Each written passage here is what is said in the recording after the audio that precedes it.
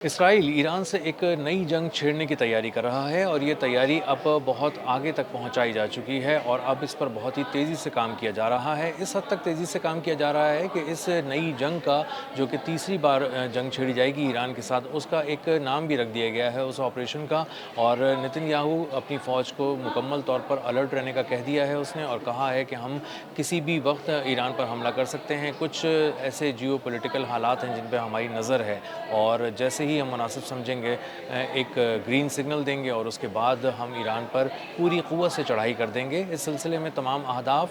بھی طے کر لیے گئے ہیں کہ ایران میں اس بار کہاں کہاں چوٹ لگانی ہے، کہاں کہاں حملے کرنے ہیں، اور اس حوالے سے اسرائیل کی آرمی مکمل طور پر تیار ہے۔ میرا نام اظہر علی خان ہے اور آپ دیکھ رہے ہیں آج کی بات۔ نتن یاہو بہت دن سے یہ کوشش کر رہا تھا کہ ایران کے ساتھ کوئی جنگ چھڑے، لیکن حالات اس طرح کے نہیں تھے۔ پوری دنیا امن کی بات کر رہی تھی، صلح کی بات کر رہی تھی، مذاکرات کی بات کر رہی تھی، اور مذاکرات میں پیش رفت بھی ہو رہی تھی۔ ایران نے بھی تمام قربانیاں دینے کے باوجود اور بہت کچھ سہنے کے باوجود لچک کا مظاہرہ کیا اور سوئٹزرلینڈ تک پہنچے مذاکرات کے لیے، اور ہر محاذ پہ اور ہر فورم پہ جا کے انہوں نے بات کی، اور جہاں جہاں مذاکرات کی میز سجی وہاں پر ایران نے مکمل تیاری کے ساتھ بات کی اور پورا موقع دیا کہ کسی طرح امن مشرق وسطیٰ میں قائم ہو جائے۔ امریکہ بھی اب جنگ کے بجائے مذاکرات چاہ رہا ہے، اور چاہ رہا ہے کہ کسی طرح جو بات جنگ کے میدان میں وہ حاصل نہیں کر سکا، جو تمام اہداف وہ کسی طرح مذاکرات کی میز پر حاصل کر لے، اور کسی طرح یہ جنگ بند ہو جائے، اور بہت سا خرچہ جو ہو چکا ہے اور بہت سی سبکی جو ہو چکی ہے امریکہ کو اور ڈونلڈ ٹرمپ کو،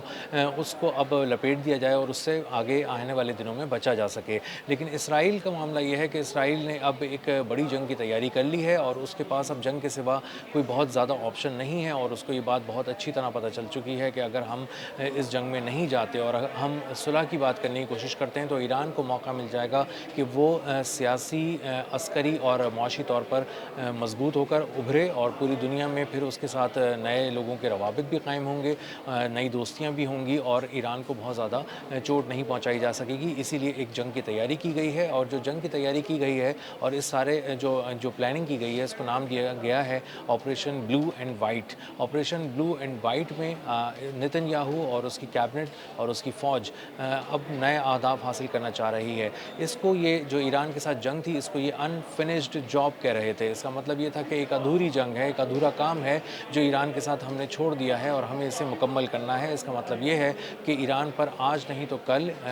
نہیں تو پرسوں اسرائیل ضرور چڑھائی کرنے والا ہے، اور اس کے لیے اپنی فوج کو اس نے بالکل تیار کر دیا ہے، اور نئے اہداف بھی چن لیے گئے ہیں جو ممکنہ طور پر انہوں نے کوشش کی ہے کہ پچھلی بار معاملہ اس لیے خراب ہو گیا تھا کہ بہت ساری فیسلٹیز کو نشانہ نہیں بنا سکا تھا ایران میں اسرائیل، اور بہت سارے مراکز ایسے تھے فوجی تنصیبات ایسی تھیں جنہیں نشانہ بنا کر تباہ نہیں کیا جا سکا تھا۔ ان تمام اہداف کو ایک بار پھر لسٹ ڈاؤن کیا گیا ہے اور ان کو لکھا گیا ہے کاغذ پہ، اور یہ رپورٹ جب جمع کرائی گئی ہے اسرائیلی آرمی کی طرف سے نتن یاہو اور اس کی کیبنٹ کو، تو اس میں بتایا گیا ہے کہ ہم نے پچھلی بار بیلسٹک میزائل پروگرام پر جو حملہ تھا ہمارا، وہ کم شدت کا تھا، اس کو بہت بھرپور شدت کے ساتھ کیا جانا چاہیے تھا، اور اب کی بار جب حملہ کیا جائے تو اس کے بیلسٹک میزائل پروگرام کو بہت ہی کامیابی سے نشانہ بنایا جائے۔ اس کے لیے بہت ہی وسیع پیمانے پر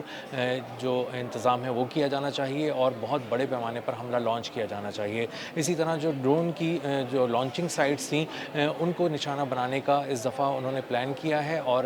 ممکنہ طور پر ڈرون کی جو سائٹس ہیں لانچنگ، ان کو نشانہ بنایا جائے گا، کیونکہ اس کی ایک بہت بڑی وجہ یہ تھی کہ ڈرون لانچنگ سائٹس جو تھیں ان کو پچھلی بار نشانہ اتنی کامیابی سے نہیں بنایا جا سکا تھا، جس کی وجہ سے جو بہت سارے حملے تھے، جو فضائی حملے تھے اور جو مختلف جو بیسس سے حملے کیے گئے تھے اسرائیل کی، اور اسی کے ساتھ ساتھ جو آبنائے ہرمز کے قریب جو ڈپلائمنٹ تھی امریکہ کی، وہاں سے بھی جب بھی حملے کیے گئے ایران پہ تو بہت ہی کامیابی سے ڈرون لانچنگ سائٹ سے ڈرونز بھیجے گئے، اور انہوں نے کامیابی سے اپنے اہداف کو نشانہ بنایا اور ان کو روکا بھی نہیں جا سکا۔ اس لیے جو مختلف مقامات پہ ڈرون لانچنگ سائٹس ہیں ایران کی، ان کو نشانہ بنانا بہت ضروری ہے، ان کو تباہ کرنا بہت ضروری ہے۔ اسی طرح مختلف مقامات پہ کچھ ریڈارز، کمیونیکیشن سسٹمز اور مختلف قسم کا سرویلنس کا ایکوپمنٹ لگا ہے، جس کے بارے میں پہلے اسرائیل کو اتنی خبر نہیں تھی، اور اس نے جب حملہ کیا تھا اور امریکہ نے بھی حملہ کیا تھا تو ایران نے بہت کامیابی سے بہت ہی پہلے ان حملوں کو دیکھ لیا تھا، اور بہت ہی مؤثر طریقے سے فضائی حملے خاص طور پہ ناکام بنا دیے تھے، اور نہ صرف ناکام بنا دیے تھے بلکہ ان کو ناکام بنانے کے بعد اور دیکھنے کے بعد اپنی طرف سے بھی کچھ حملے لانچ کیے تھے، اور ان کو، ان مقامات کو اور ان آبجیکٹس کو جو ایران پر پر آ کر حملہ کر رہے تھے ان کو کامیابی سے تباہ کر دیا گیا تھا، اور یہ چوٹ بہت گہری لگی تھی امریکہ کو بھی اور اسرائیل کو بھی، اور اسرائیل نے اس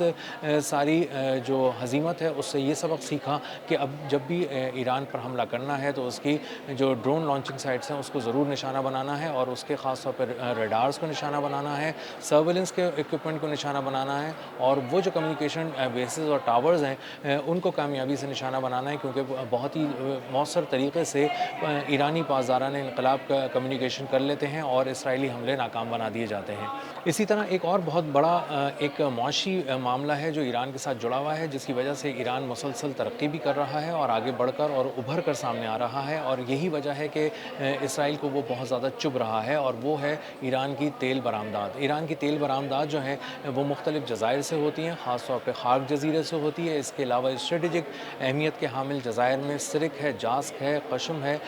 ان کو بھی اب نشانہ بنایا جائے گا۔ ممکنہ طور پر اگلے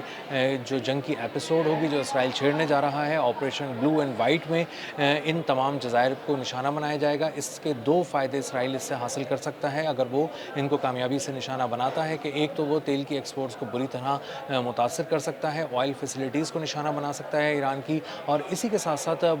وہ جو ایران کے اندر تک پینیٹریٹ کر کے جانے کے لیے جو ان